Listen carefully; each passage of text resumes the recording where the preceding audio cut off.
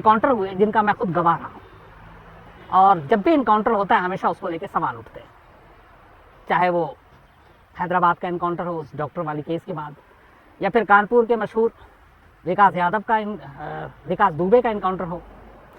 ये तो बानगी भर है। अपने देश में एक और आपने सुना होगा, एनकाउंटर स्पेशलिस्ट।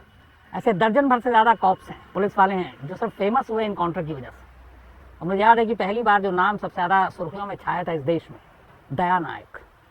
बहुत बार मिलने का मौका मिला। कोशिश करूँगा कि इन तमाम लोगों की कहानियाँ सिलसिलेवार कभी आपको सुनाऊँ, इनके साथ पहले बैठूँ, डिटेल में जाऊँ और फिर वो कहानी लाऊँ। लेकिन एनकाउंटर हमेशा शक और सवाल के घेरे में इसलिए रहता है क्योंकि हमेशा ये लगता है कि एनकाउंटर जेन्युइन नहीं है। और एक तरह से एनकाउंटर का दूसरा नाम ये भी है कि आपको लाइसेंस मिल जाता है सरकारी तौर पे किलिंग करने का, इसलिए हमेशा एनकाउंटर जो है वो शक के घेरे में आते हैं। अपने करियर में मैंने बहुत सारे एनकाउंटर कवर किए थे। एक दिल्ली में दिवाली से ऐन एक रात पहले अंसल प्लाजा, यहाँ बहुत फेमस पहला मॉल था शायद दिल्ली का, वहाँ की एक पार्किंग में एनकाउंटर हुआ था, जिसको लेकर बहुत सारे विवाद उठे थे। दिल्ली पुलिस के स्पेशल सेल ने किया था। मुझे याद है उस पूरी रात से लेकर सुबह तक मैं वहीं मौजूद था, और कैसे एक डॉक्टर फिर सामने आए जो अपने आप को विटनेस बताया, मथुरा के डॉक्टर थे। उन्होंने कहा कि उनके सामने किस तरीके से गोली मारी गई। तो वो सारी चीज़ें भी बड़ा उस वक्त सुर्खियों में भी रहा, विवाद में भी रहा। ये मैं इसलिए बता रहा हूँ कि आज की कहानी की ज़मीन तैयार कर रहा हूँ। आज की कहानी एक एनकाउंटर की, एक ऐसे एनकाउंटर की जिसको लेकर दो स्टेट की पुलिस आपस में भिड़ गई। एक पुलिस ने एनकाउंटर किया और दूसरी पुलिस ने उस पुलिस वाले को ही गिरफ्तार कर लिया जिन पुलिस की टीम ने एनकाउंटर में जाकर हिस्सा लिया था। कहानी हरियाणा के एक गैंगस्टर की है जिसके ऊपर 10 कत्ल के अलावा 40 से 45 क्रिमिनल केसेस थे।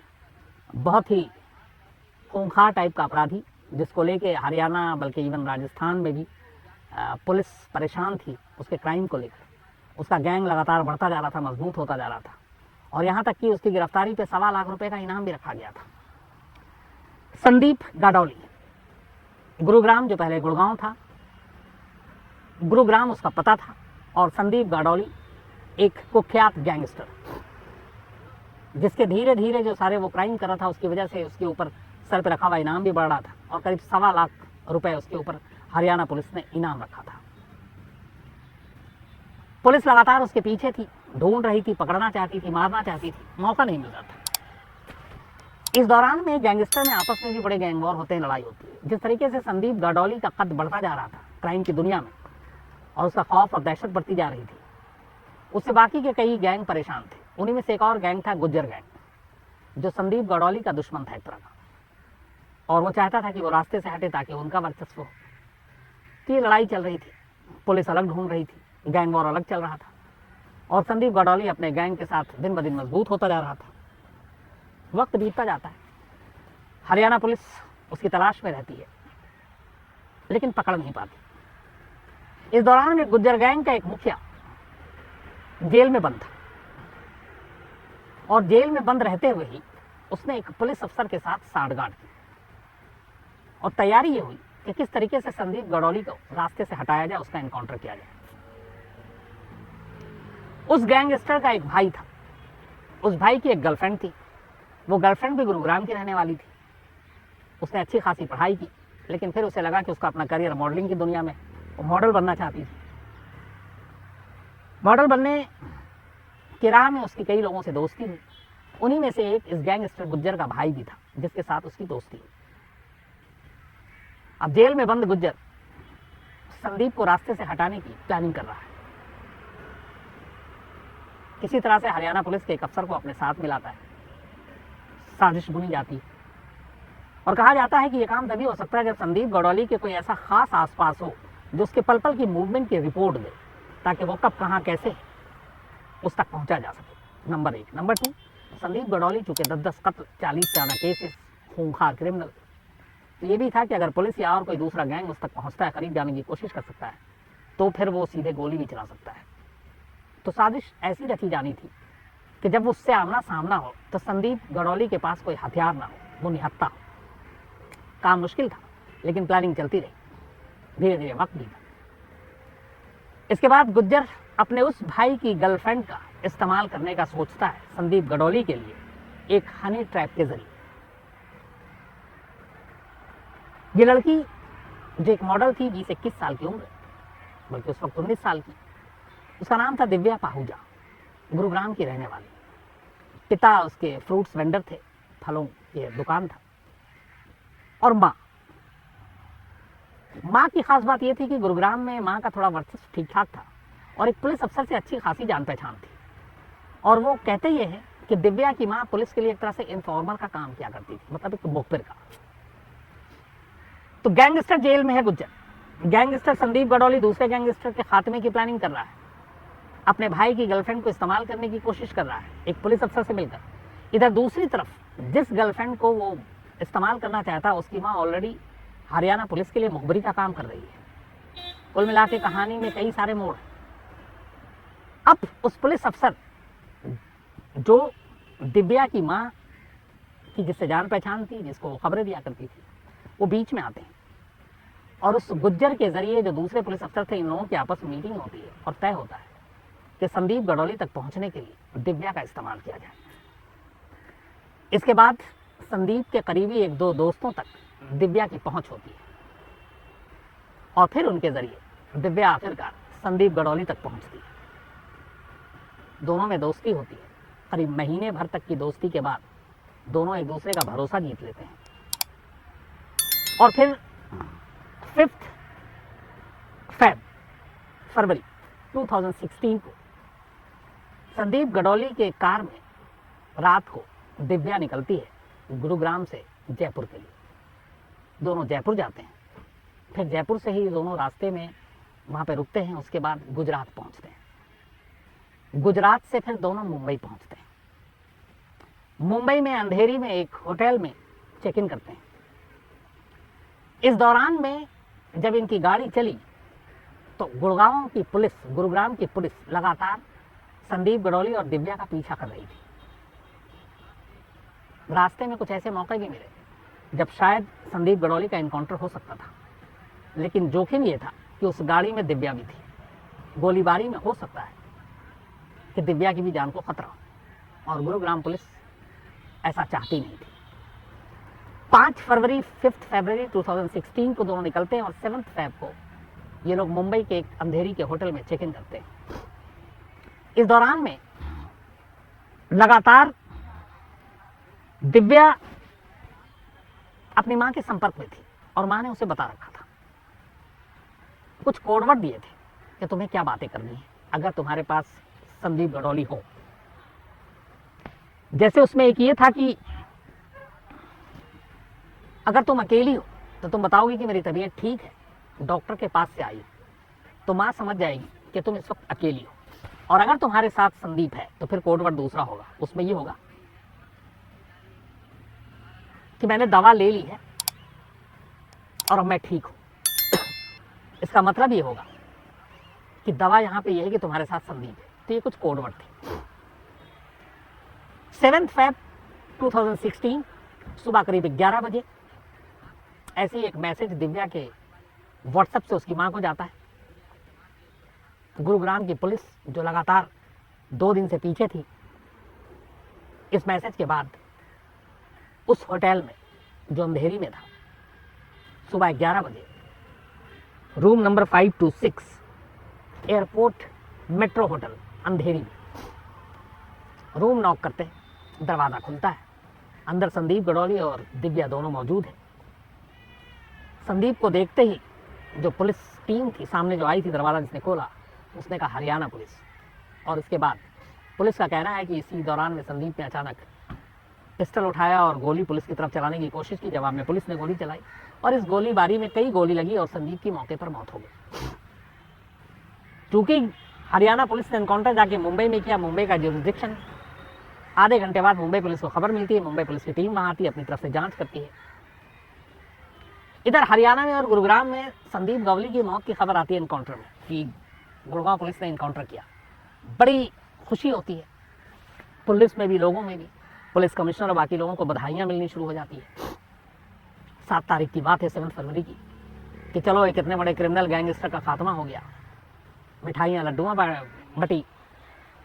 24 घंटे के अंदर यह खुशी काफूर हो जाती है, इसलिए कि 24 घंटे के बाद मुंबई पुलिस जो अपनी जांच करती है और जो चीज़ें सामने आती है, कहानी पलट जाती है।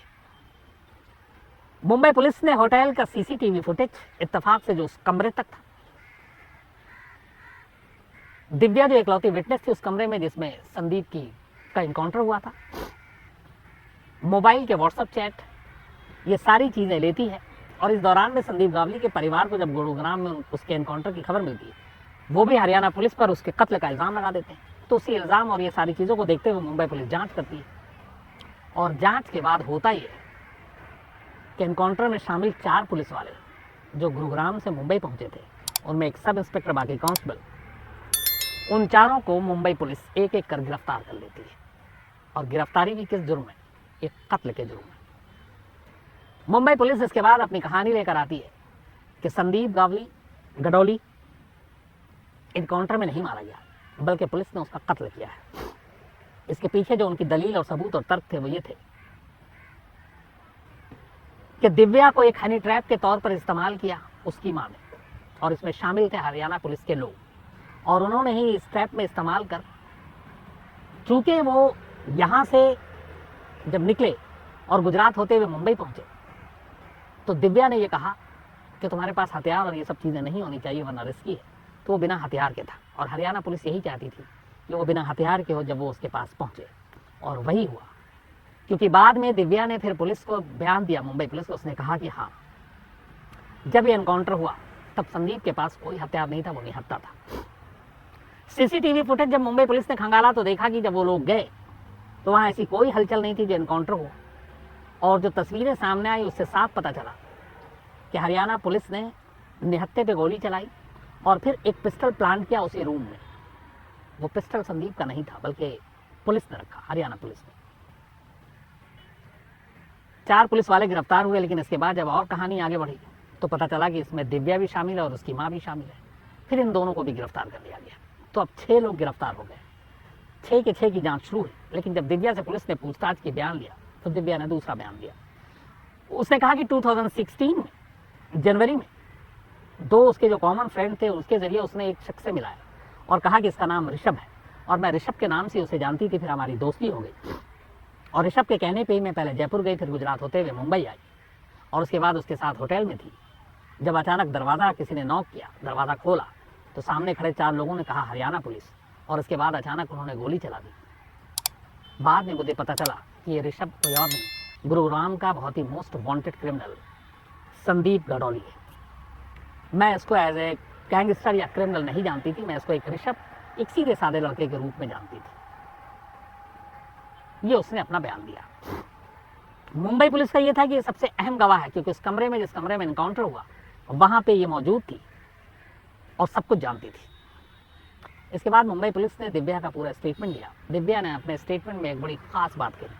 उसने कहा जब एनकाउंटर हुआ तब संदीप निहत्था था, उसके पास हथियार नहीं था, और ये चीज़ें हरियाणा पुलिस के खिलाफ चली गई। 1.5 साल तक 4 पुलिस वालों को जमानत तक नहीं मिली। 1.5 साल बाद 2 पुलिस वालों को जमानत मिली, वो वापस गुरुग्राम आए और अपनी ड्यूटी उन्होंने फिर से करनी शुरू की। इस दौरान में बाकी 2 पुलिस वालों उनको जमानत नहीं मिली थी। उधर माँ और बेटी को भी जेल भेज दिया गया, दोनों जेल में रही। मामला वहां की निचली अदालत में है, और इस मामले में अभी सुनवाई, आखिरी फैसला आना बाकी है।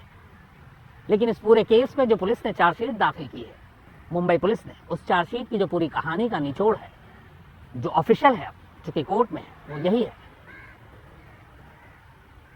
कि हरियाणा पुलिस ने एक गैंगस्टर का एनकाउंटर करने के लिए एक हनी ट्रैप का जाल बिछाया। उसके लिए एक महिला जो हरियाणा पुलिस के इन्फॉर्मर थी, उसकी बेटी का इस्तेमाल किया। अब यहां तक फिर भी ठीक है, लेकिन एक दूसरा गैंगस्टर जिसका नाम गुज्जर है, वो जेल में बंद था जब ये एनकाउंटर हुआ। उसको हटाना था संदीप गडोली को रास्ते से। उसने इस एनकाउंटर के लिए साजिश रची हरियाणा पुलिस के साथ मिलकर, और उसने हनी ट्रैप के लिए लड़की का जो इंतजाम करना था, आइडिया उसी ने दिया, दिव्या का, जिसकी माँ ऑलरेडी हरियाणा पुलिस की इन्फॉर्मर थी। तो यहाँ पे एक गैंगस्टर दूसरे गैंगस्टर को मारने के लिए पुलिस के साथ मिलता है। एक महिला जो पुलिस की इन्फॉर्मर है वो पुलिस के साथ मिलती है। एक महिला की बेटी उस गैंगस्टर के साथ जाती है और उसे निहत्था बुलाती है। तो इन सारी चीज़ों ने मिलाकर जो पूरी कहानी तैयार की इस एनकाउंटर की, उसमें हरियाणा पुलिस फंस गई। तो न सिर्फ पुलिस की टीम जिसने एनकाउंटर किया, न सिर्फ वो महिला जिसने हरियाणा पुलिस की मुखबिरी की, न सिर्फ वो लड़की जो हनी ट्रैप के तौर पर इस्तेमाल हुई, ये सभी गिरफ्तार हुए। इसके बाद गुज्जर उस वक्त जेल में बंद था जब यह कत्ल हुआ। बाद में 2019 में उसे जेल से रिहाई मिली। भौंसी जेल गुरुग्राम के पास ही है। उसकी रिहाई की तारीख मुंबई पुलिस को मालूम थी। मुंबई पुलिस की टीम पहुंचती है और जैसे ही वो जेल से बाहर आता उसे गिरफ्तार कर देती है, क्योंकि साजिश रचने में उसका एक बहुत बड़ा रोल था। तो इस तरीके से वो भी गिरफ्तार हो गया। मामला फिलहाल कोर्ट में है। अदालत का फैसला आना बाकी है कि हरियाणा पुलिस के वो 4 लोग जिन्होंने मुंबई में जाकर एक होटल के अंदर एनकाउंटर किया, उसे एनकाउंटर की नज़र से देखा जाए या कत्ल की नज़र से। अगर कत्ल की नज़र से फैसला आया तो 302, इसमें सज़ा बड़ी होगी। और इन माँ बेटी का क्या किया जाए, जो पुलिस की मुखबिरी भी करती थी और हनी ट्रैप का बेटी ने का इस्तेमाल भी किया गया। और उस गैंगस्टर के ऊपर सवालिया निशान, जो जेल में रहते हुए पुलिस के साथ मिलकर अगर इस तरीके से एनकाउंटर की प्लानिंग करता है, तो फिर ये पूरे पुलिस सिस्टम पर भी एक सवाल उठता है। तो कुल मिलाकर इसमें हर कैरेक्टर, हर किरदार अपने आप में उलझा हुआ है। मामला कोर्ट में है। हालांकि इसमें एक चीज़ और भी थी कि जब माँ बेटी वहाँ से आई, इनकी गिरफ्तारी बाद में हुई, तो करीब 2 महीने तक पुलिस ढूंढती रही दिव्या और उसकी माँ को, लेकिन वो मिली नहीं। गुरुग्राम के अपने घर में नहीं थी। और इस दौरान में दिव्या लगातार सोशल मीडिया पे अपने पोस्ट भी कर रही थी। बड़े बड़े सितारों के साथ भी उसके फोटो थे। एक्टिव थी, मॉल में जाकर शॉपिंग कर रही थी, मॉल के भी फोटो डाल रही थी। 2 महीने बाद मुंबई पुलिस की टीम अचानक गुरुग्राम में, जहाँ वो अभी तक माँ बेटी आती नहीं थी, एक दोनों पहुँच गई। और उनके 1 घंटे के अंदर अंदर मुंबई पुलिस भी उस घर में पहुँच गई और दोनों को लेकर मुंबई चली गई। इससे एक सवाल यहाँ और शक ये भी उठा कि ये गिरफ्तारी नहीं बल्कि सरेंडर था। शायद मुंबई पुलिस ने माँ बेटी के साथ संपर्क किसी तीसरे पर्सन के जरिए किया और उनसे बातचीत की और उन्हें सरेंडर के लिए तैयार कराया, ताकि इस केस में हरियाणा पुलिस के खिलाफ केस को मजबूत किया जा सके। तो एक पॉसिबिलिटी ये भी है। अब देखिए इस केस का अंजाम क्या होता है, लेकिन पूरे एनकाउंटर की कहानी वाकई अपने आप में फिल्मी जैसी है। तो आज इस कहानी में इतना ही, लेकिन